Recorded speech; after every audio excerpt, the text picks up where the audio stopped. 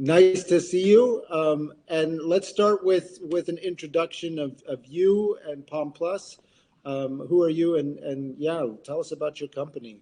Perfect. Thank you very much. I will do so. So myself, I did grow up in Zurich. Like started my experience, working experience as a draftsman back in the years, and then started to study real estate management. And I'm in the consulting industry, specialized on real estate industry for around 10 years. POM Plus itself is like about 27 years old. We are a spin-off from the ETH originally. And right now we are around 120 employees, like in five cities in Zurich, in Switzerland, and two cities, Berlin and Frankfurt in Germany. And we have like a really broad employee stuff, from the architects to engineer to like data scientists, but all of them are always like focusing on the real estate industry and mainly about like the topics or issues around digitalization and sustainability. And therefore, of course, smart building is a big topic, especially with also to elevate like the digitalization in the real estate industry, or I would say it's like the manifestation of digitalization in the real estate industry is the smart building, and to tackle like the issues around global warming, smart building is a really necessity. Yeah. Really nice. And so those are the markets that you guys are most active in. It's all over Switzerland and it's Germany, primarily. Primarily, yes. Of course, we have a lot of bigger clients, like headquarters in those two countries, which then have like international real estate portfolio, for example. And for those, we also consult like the whole portfolios, like internationally spread, especially around like topics for CO2 monitoring, reporting, GRESB participation, etc. And therefore we are also familiar with like laws and regulations out of Europe.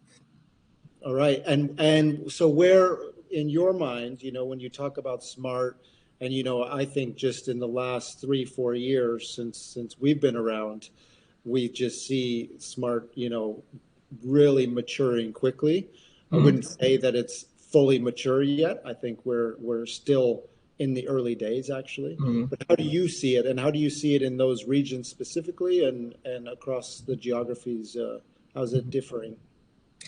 That's a good question. Like we also, or my team was also providing a market survey annually, where we especially ask like experts from the real estate industry about like maturity of technologies within the real estate industry, and there you have like different viewpoints. So in my personal opinion, we slowly entering like the plateau of productivity with smart buildings. But right now in Switzerland, and I think in Germany as well, the investors especially are a little bit skeptical, because most of them had or realized first smart buildings, tried to build them as smart as possible, but maybe didn't follow some precise guiding principles, and therefore they have like a smart building which is not really smart, because the different use cases are not clearly structured, put together.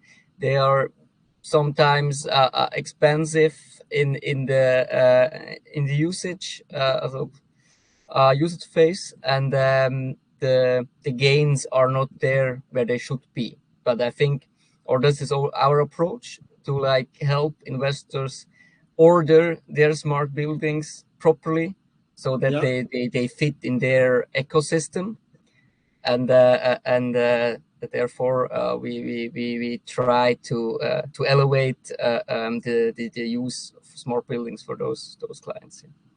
So you're actually saying that the technology is there, there's a lot of digital infrastructure, but it's missing the mark a little bit in the sense that it's not 100% aligned with the organization. Is that how I understand it? Yeah, more or less. Also, definitely the technology is there, and the maturity of the technology is good. That's not the issue. I think the issue is more the competence to order all these complex technology parts which you have in a smart building correctly. And for this, we also always stick like to the different dimensions or the framework of smart building certification, for example, to just go through the different points and define the goals that the investor has, and define therefore the order correctly, that in the end he will get the smart building that he needs as a puzzle in his whole real estate portfolio. Yeah, I mean, one of the things that we talk about a lot, and we've built the smart building certification for that reason, is meeting people where they are, right? And I think you're hitting on something that's really important, because I think we're just getting to the beginnings of what you're talking about, where all of a sudden we're going to have very digitized buildings, and then people saying, okay, well, why doesn't it hit the mark? I bought it for all of these reasons, but it's not doing what it's supposed to be doing. So how do you guys do that with clients right now? Like, how do you meet them where they are, and what kind of process do you take them down to move forward? Okay, so usually we kind of use the word like reverse engineering. So we don't start and to see the building or the project of the building just by itself. We start to analyze the whole ecosystem of this investor, which is building the smart building. Can be corporate or public, or maybe also like in financial industry. And then we ask like questions like how far are those organizations digitalized already, or where will they be in 5 years?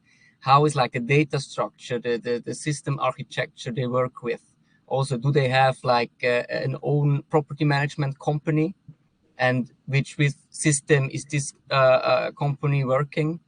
What are requirements according to the sustainability reporting, for example? Where is the strategy heading them in 5 years? And like with all those questions, we can slowly get more information about how the building that they order should be connected. For example, do they have special requirements about smart metering? How should be like the connection of all the technical objects through which, like cloud solution, for example, do they have a standard or not? And this is like the one focus. So really reverse engineering kind of to see where the portfolio is in 5 years, how it will be managed, and how should the building be designed to fit in this ecosystem. Yeah, looking at, okay, what is the functionality that I'm trying to deliver for this building, and then backwards engineer from, okay, what technology is in place to make that happen, and what gaps do I have for these types of things? Absolutely, yeah. Yeah, really nice. And the SBC framework, what makes it so useful in a lot of ways is its viewpoint from different stakeholder perspectives, right? So if we just go through it, if we talk about building usage as an example, building usage is very much about how is the asset being utilized, how is it being maximized? Is it? I was working in Edge Olympic the other day, which is one of the first buildings we certified, and everybody's talking about how real estate is empty and how do we get people back to work. This building is just packed. It's just full, like constantly, all the time. And so some buildings have kind of cracked that code, and some are still trying to figure out, what to do. But so how do you guys, from a building usage perspective, like what kind of technologies are you guys thinking about putting in to buildings for that? And also, like, how do you help organizations think about that? I think usage is maybe one of the most important part Yeah. about designing a building Why do itself, we have especially. buildings? Yeah. Yeah, absolutely. And right now, especially, I think this occupancy topic around workplace management is definitely a topic number one due to like the COVID incidents, and then like empty office spaces, which are now pretty full again. So most companies that I speak with, they have the issue right now that it's are too many employees in their buildings because they closed down some buildings, so they need a more precise workplace management system. And obviously for that you need to know how many people are when where. And for that reason you need to have like occupancy sensors. And usually they start to think about, okay, we need that, and then they enter our doorways, and then we tell them, yeah, okay, for let's say a building with 1,000 employees in it, like just more or less, if you want to install temporarily occupancy sensor measurement system for like 3 months, it will cost you around 100,000 Swiss francs. So Yeah. it's just like a house number. And then they need to think about, or we try to ask them the right question, that they start to think about, okay, is the sensor that I need for this like the only use case this workplace management, Mhm. or are they like in the future thinking some further more use cases that they can use this data as well. And then if they answer yes, maybe we also could like give the information to our cafeteria, that they know how many people are in the building right now, that they can produce like meals more accurately. Just one example. You also can give the information to the facility management, of course. And then they started, yes, could be like an option. And then you need to start to connect these use cases. And then in the end, you maybe realize that just to buy this one sensor for this one use case is maybe not the right solution. Maybe you should buy like a different sensor. Maybe you need to connect it differently in your data system, and not just uh, pay someone who is collecting the data and give you some information out of it. So really try to integrate all the different topics and usages that could potentially be there, Mhm. to plan them properly, that you don't go in like in a one-way street where you invest a lot of money and then you realize you're stuck. Well, it was interesting because we're kind of in the middle right now of our cohort of assessors that we're training, and these people are helping us assess buildings. And we did a module on return on investment and value of smart buildings. And what's really interesting is that, of course, you have return on investment in a cost perspective, right? You can bring down cost. You can also improve and increase revenue if you have that ability, to think about new business models. And then the human performance aspect, right? If you have somebody who's coming to work and is walking around the office for an hour looking for a place to sit, you're losing money by them not being able to perform, right?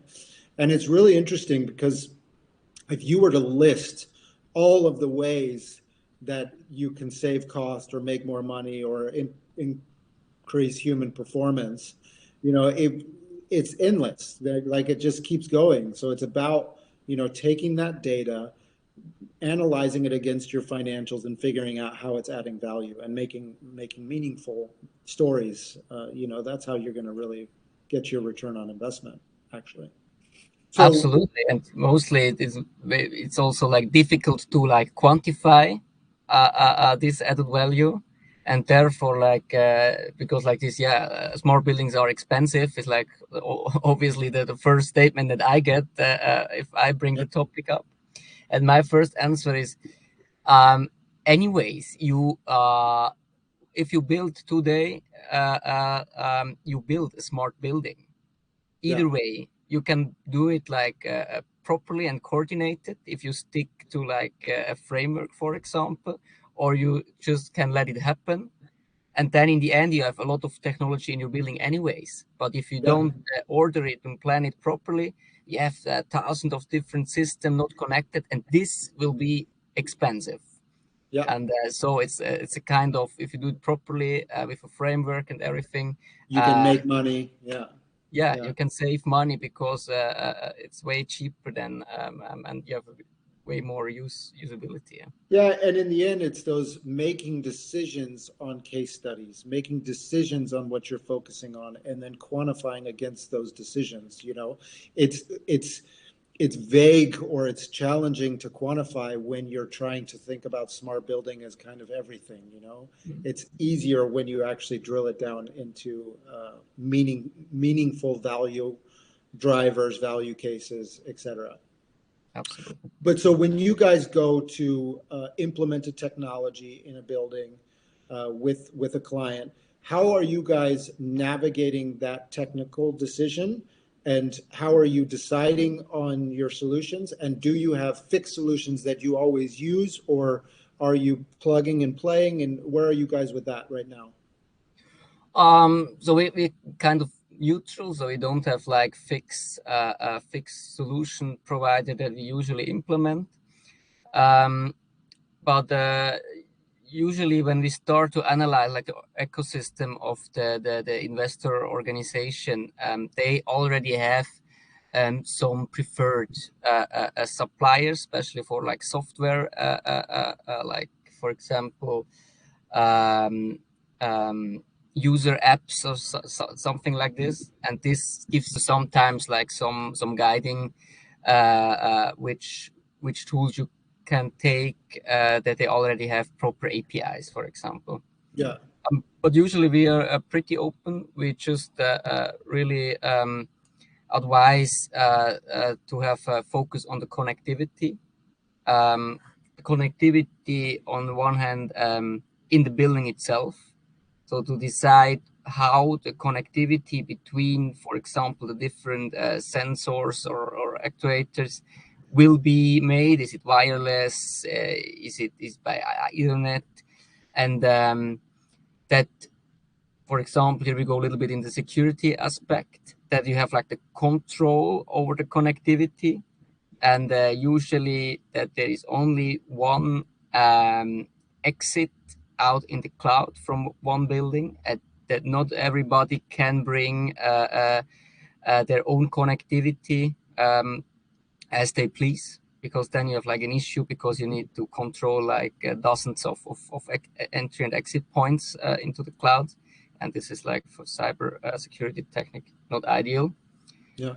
And and then but also like then on the software side of those application and use cases that we implement, that you have the connectivity there as well, with like a prepared API, or especially they have like open systems. Or one major point is also like usually you buy like a fancy tool, packet box, or a smart sensor or something with a package, and then you also need to really be precise in checking the package, the service package that you buy with. So data regulation issues, for example, do you have like the control over this data, or do you like externalize this to a second party provider? And those are critical points that you have to have an eye on it when you build your building. So in a way, the client is kind of driving the technology, but it's about openness with data. It's about security protocols. It's about service contracts, making sure that you're getting kind of what you buy. So that's kind of how. Exactly. Well, Exactly. that's And really then know what you buy for, especially yeah. because we see ourselves usually as a translator between like the real estate investor or architect and the solution provider on the other side, that they can like talk properly We are like the middleman who translate the technical language into the language of the others. Yeah. Not always easy, I would think, in that role. So, so a little bit of a tangent before we move on to building performance. What are you guys seeing right now as far as, we see two distinct cases right now. We see an owner investor who plans on holding on to the building, and they know exactly why they're putting smart technology in, because they know their value cases, they know the service they're trying to provide. Mhm. So it's very easy, well, not easy, but it's more straightforward as Mhm. to technology, and this is the reason. And then we have these other owners, investors, property developers who know smart is important, but their intention is actually to sell the building or to transfer the building, and they're having a much harder time with kind of translating the value of smart to those potential buyers. So it's like who takes on the cost? Why do I take on that cost? And how do I translate that to a potential buyer? How are you guys seeing that in your world? It's definitely an issue, a little bit an issue, because like the smartness of a building, especially the technical part, you need to build if you want to transfer it. You need to build it like open, that everybody can connect this building to his own digital ecosystem, and we are not right there yet, because it's lack of standards and knowledge. um, but I always compare it with like the sustainability certification. Like if you would ask me this question 10 years ago about like sustainability certifications, um, nobody was sure if it's really a value creation or not. Nowadays, no professional buyer or even a letter is able to buy a building without a certification. So if you have a building without the proper sustainability certification, the price is way less than with. And Yeah. I'm pretty sure that the same will be maybe in 5 years with smart buildings. In 5 years, it will be a requirement that the building um, can measure the energy consumption, energy production, and give you live a report about it, that you can optimize it, that you have like connection through the cloud to all the technical parts of this building, that you know if one technical part is not running properly. Um, yeah, and therefore, at one point, or especially if you start now to planning a building and you don't plan it smart, the chance is pretty high that in 5 years, when the building is finished, you build it not for the Yeah. for the right future. That you're going to have a challenge with it. Yeah. Absolutely.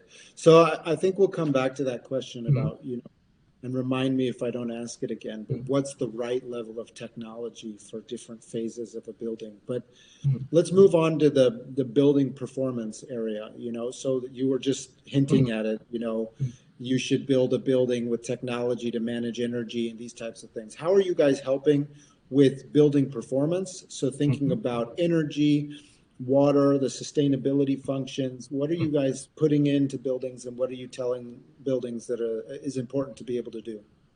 Mhm.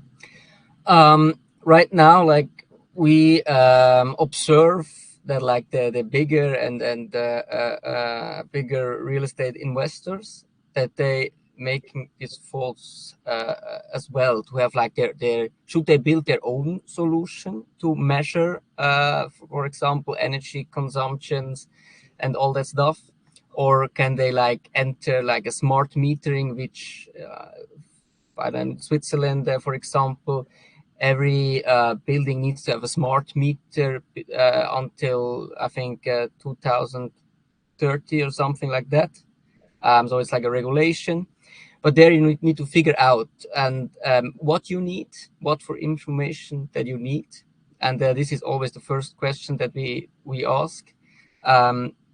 nowadays, all, especially the bigger companies, they have like sustainability reports, so they know exactly which data they need, and then according to that, we plan the buildings that they can generate this data about like energy consumptions and stuff like that. So again, what's the result? Let's work back to figure out how we're going to achieve that result. Exactly. Yeah.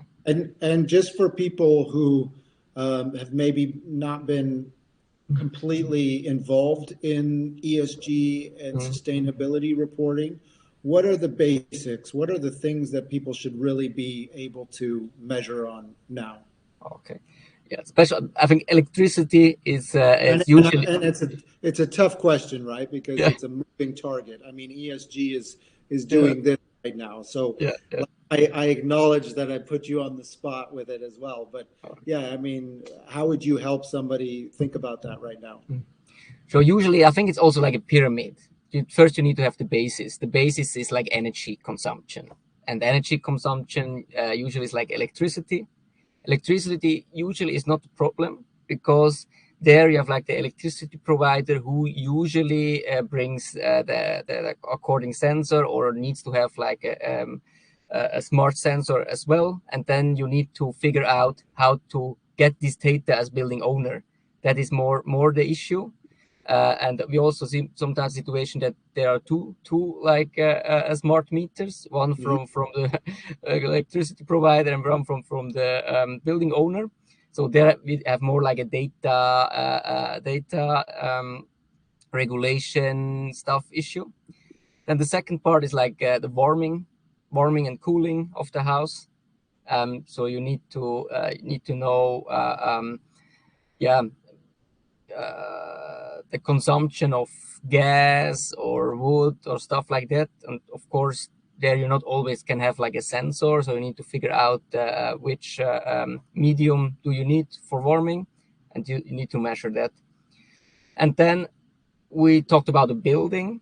Of course, water is the next thing. And then if you have those covered, you can add like a garbage, for example, and so you can go through the ladder. But the question is not only what you measure, the question is how deep. So you can measure it for like a whole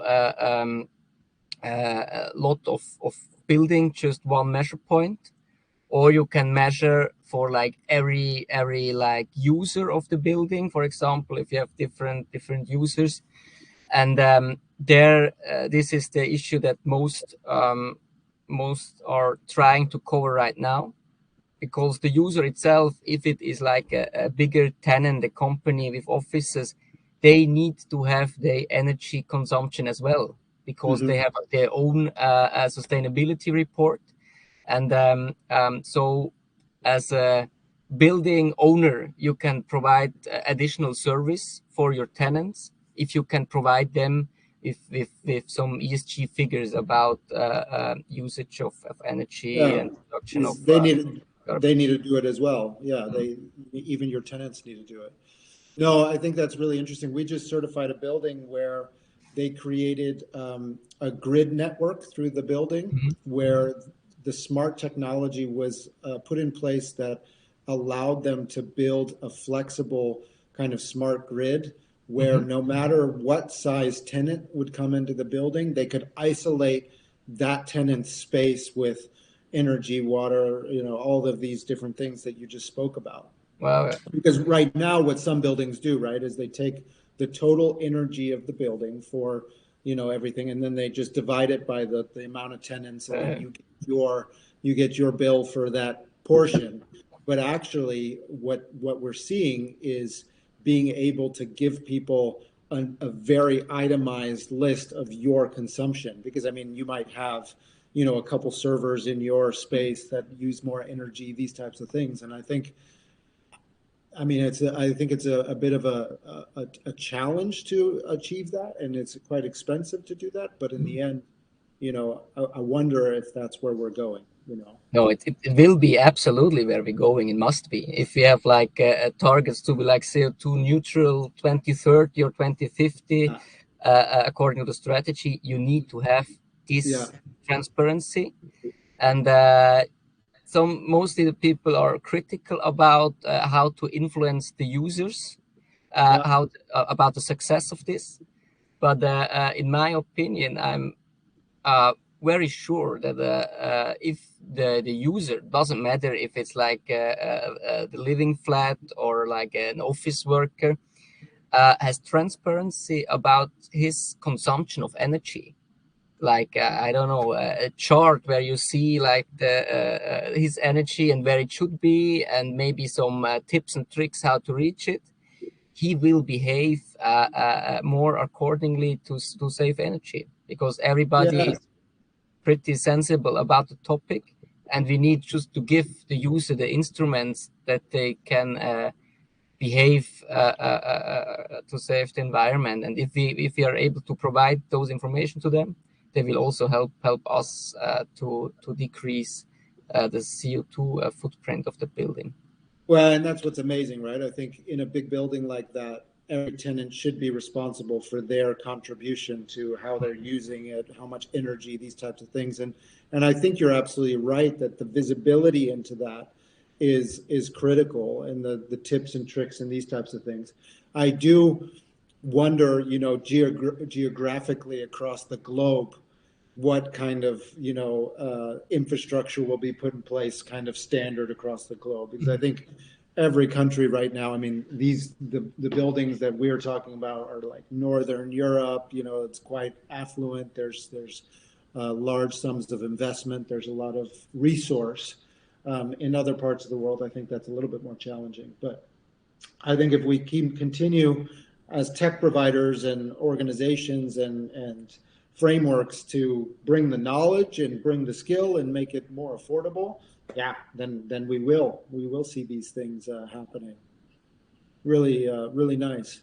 So the next module that is in the SBC framework, which I think is really interesting, is for tenants, but it also has a direct impact on energy and these types of things, and that's building environment. Like, how do we use technology, but also philosophy of how do we create productive environments, and what are you seeing? So right now you said, okay, we have customers who have too many people there.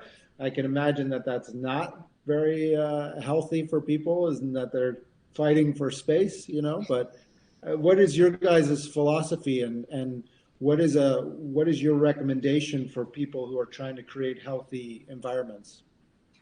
Yeah, I think obviously the most important thing is to get in contact with the user, with your environment, because yeah, as you said, we build buildings for users, and Yeah. sometimes this very important part gets forgotten. So the most important thing is to ask the user, or to know what the users need or what the users for issue have, and therefore you can implement some technical solution to ask this question or get some feedback, but you also need to like have the organization to get this feedback. And if you start to have like this exchange, and then you can also start to optimize the environment according to the needs of the users. Really nice. I like where you go with that. That it's actually figuring out what your people need, and what are the tools you use for that. What are your go-tos, or do you have your own tools that you use for that? Yeah, usually you have like these user apps, like most, especially for commercial buildings where you have living apartments.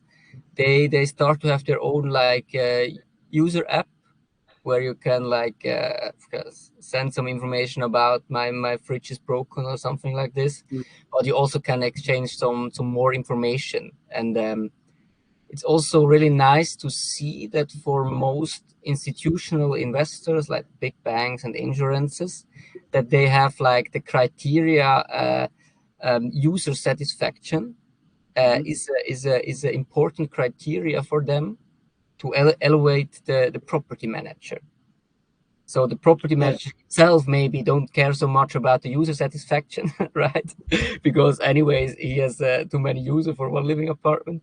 But Yeah. his boss, so the investor, they will ask this question, and therefore the property manager needs to ask this question also, and then we start to get in an interaction, and this is pretty new. I think I only saw this development within the last 3 years coming up, Okay. because like also these investors, it, everything right now is like sustainability driven, right? Yeah. Yeah. Yeah. They have Yeah. this S in the G where they need to have like this criteria somewhere and report this criteria, but the effect anyways is good, so they start to care about the users in the building, and I think this is a Well, good. and that's why the SBC framework is built the way it is, right? Is that putting integrative design in the middle says, let's connect all of those outputs, right? Because what you see is, we started with healthy office research about 7 years ago. So 7, 8 years ago, it was all about healthy office, healthy office, healthy office. And then sustainability took over, and now it's sustainability. And in actually, it should be holistic. We should be looking at all of these things at the same time, in a way. Yeah. Absolutely. So you say always be kind of making sure that people are engaging and telling you what's good and bad. And then, yeah, how are you guys from a design perspective? I mean, of course, we know air quality needs to be good, and light needs to be good, and sound need to be good, and these types of things. But how do you guys think about that? I think it's really, really important to have like an advocate for the users in within the design and build process of the building. Yeah, You can't bring the users in the planning team, because again they don't speak the right language. yeah, But you need to have a role. I don't know. In Switzerland, we have like this um, planning and construction facility management role usually, which is kind of the advocate of those users. So they think about the facility management processes will work in within the building. They also think about, okay, which users, how is the customer journey of a user through the building. And if you have the role who is able to draw this journey on basis of a planning, also planning on the right stage, and give the inputs to the planning team what is an issue, or ask the right question, then you will have in the end a building that fits the requirements of those users. And yeah. And so my co-founder Elizabeth Nelson, she always keynotes about kind of neurodiversity and inclusion and these types of things. And it's really interesting because it's important in that design team to bring a good subset of the people that are going to be using your space, right? Because what she makes the argument for often is the ones that are designing the space are the ones that are kind of extroverted and really, vocal and really know what they want, these types of things, and the ones that are maybe a little bit more quiet and more introverted, more focused type work, they're not necessarily on table for these discussions. So it gets designed for the loud or the outspoken. So the introvert gets lost often in those absolutely, discussions. absolutely. So yeah, we always recommend try and find a good, diverse set of people to be around the table when you're doing that design work. It's really important. So let's move over to kind of safety and security, and I think it's a good time to also talk about integrative design, right? Like Mhm. we're building complex buildings. We have a lot of technology that's being put in the building. It needs to be safe. It needs to be secure, cyber and otherwise. How do you all kind of advise people to be building these things in a manageable way, right? Because the worst thing we can do, and I think we're starting to see it, is that we put more technology now into buildings than is needed.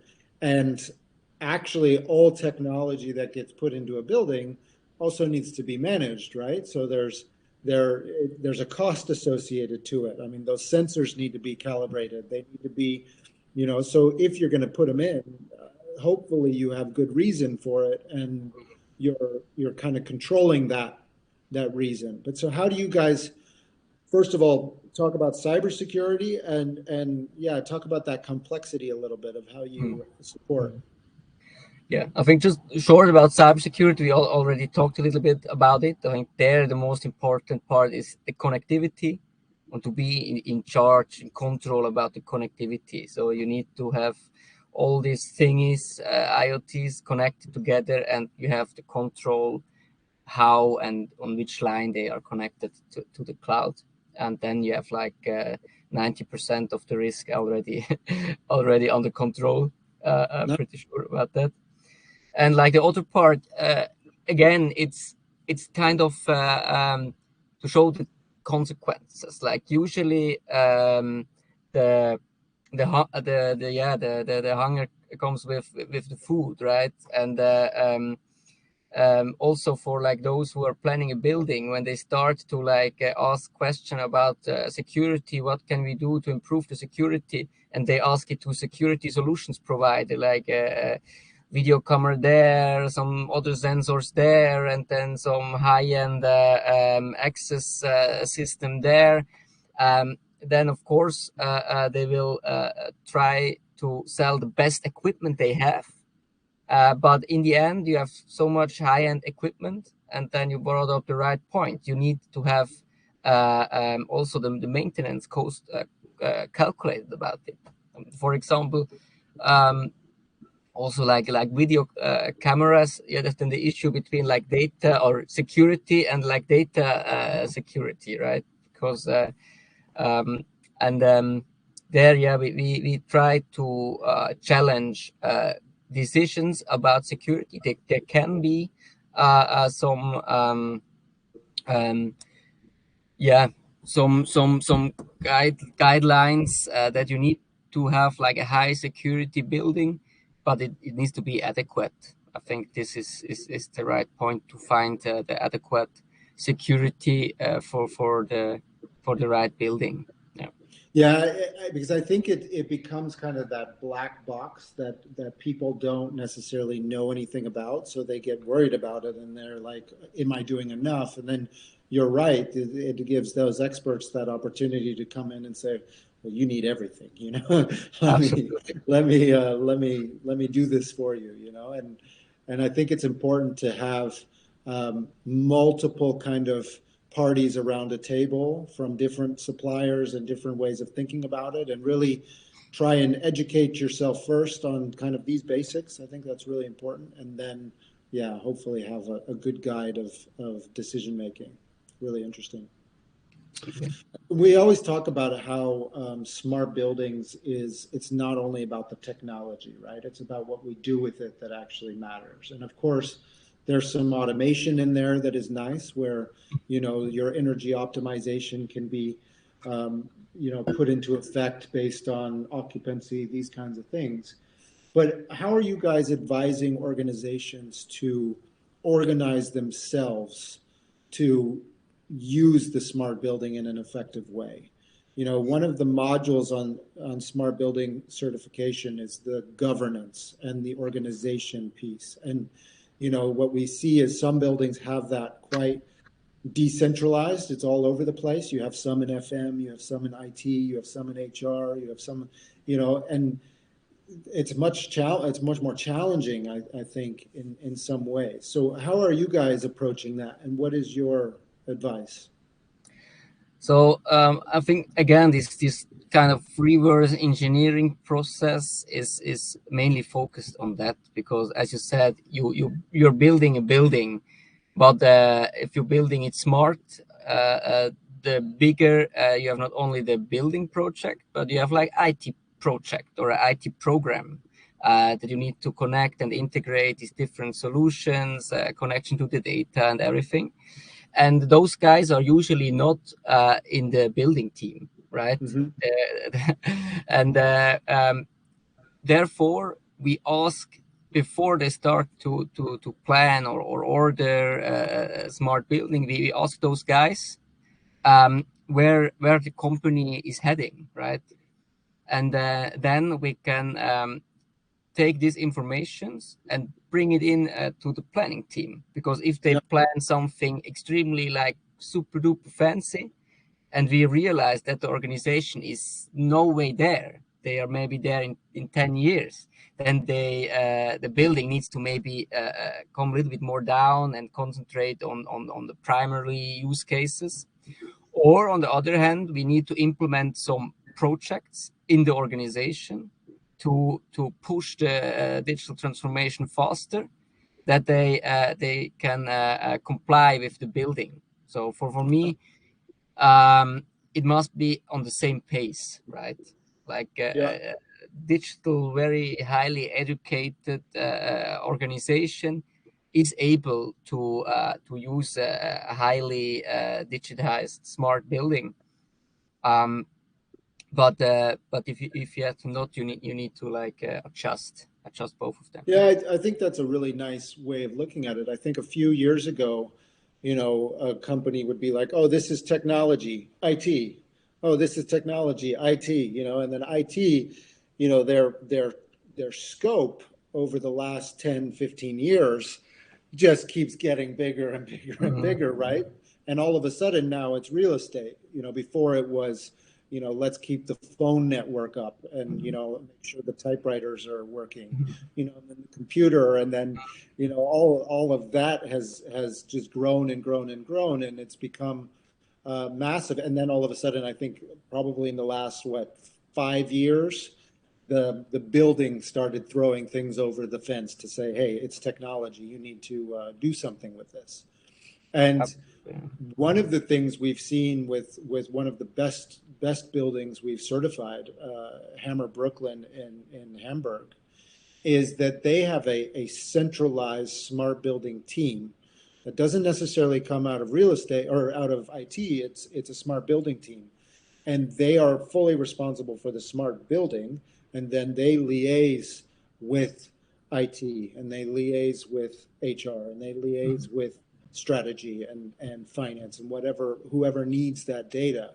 And I think that's a really smart strategy. I think it's a really interesting strategy to think about, because um, all of a sudden it really gives power to the smart building. Whereas when it stays kind of defragmented and you have HR doing a little bit of occupancy and you have IT doing a little bit of network security, and it gets defragmented, in a lot of ways. Absolutely, and nobody is responsible anymore. Like Yeah, everybody can say, "Ah, no, it's not my fault. It's like the issue of IT," and right. And I think therefore, this solution for me sounds also like as a best practice, that you have like the one team responsible for the whole system.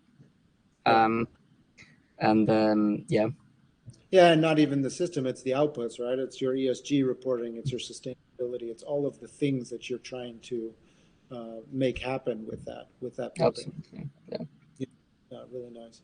This has been fantastic. I think it's wonderful to work with you guys. I'm glad we get the opportunity to bring some of that knowledge out into the public. But yeah, what is kind of a final closing kind of um, recommendation or advice, or what would you tell solution providers? And well, actually, while I have you here, I'll ask you a question from Mhm. us. What do you want to see more from the Smart Building Collective as useful? And actually, it's a good moment to talk about a new product that we're working on, and POM Plus is going to pilot that product with us. It's a consultancy toolkit which helps with matchmaking, gap analysis, competency analysis, these types of things. So we're really excited to be rolling that out with POM Plus, and anybody else who's interested in get in touch, of course. But what would you like to see happen more from the ecosystem? Yeah, I would say like right now I like feel a little a blockade about the smart buildings, and because yeah, it's maybe sometimes it was tried too much, not Yep. according to the needs. And therefore I always bring like the sense that like smart building is not a Starship Enterprise. So stop thinking about only this super duper lighthouse project, and start focusing on those use cases which they have the maturity, and connect them properly. And then this is step one, and then go step two, and in the end you can have your spaceship enterprise, but small step by step. And I think so everybody, all organization, the whole ecosystem of this organization can train, try out stuff like have a smart building operation team, something like that, and then you can learn, and based on this experience you can reach a little bit further next time. Yeah, I love that. And I think that context is so important, right? Like, what are you trying to do? Let's focus on that, and then go to the next step. And the smart building certification, yes, it benchmarks on the total building. So you can have a platinum against the platinum, these types of things. But I think more interesting is it also benchmarks on the sub levels and the sub levels. So whatever it is that case is that you're trying to focus on, like occupancy management as an example. Well, let's compare occupancy management to occupancy management, and let's just focus on that for a minute and figure out how to make that better and learn from other cases and other buildings that are doing that. And eventually you'll get to the Starship Enterprise, maybe. Maybe Not even. if we need it, yeah. But exactly. So we had the question the other day. Shouldn't the building have an app? And it's like, I think it depends. Absolutely, yeah. What's the reason for having that app? Do you actually have utility for it, or do you just want to have an app? Because, an app that with no real purpose or utility or real purpose, is never going to be used. Nobody's actually going to open it and use it. So, be careful when you say, I need an app. We're wise. Absolutely. I think this is a really good statement. Yeah. Awesome. Well, thank you so much for your time. And we'll be in touch soon and bring some more to the table. I don't know. Did you see that we are launching the first SBC summit in November? Yeah, told me about, yeah, definitely That's going to event be, to not miss out. Yeah, yeah. We'll see you there for sure, but perfect. hopefully before as well. Yes, for sure. Thanks, Stefan. Thank you, Nicholas. Bye bye. A good one, everyone.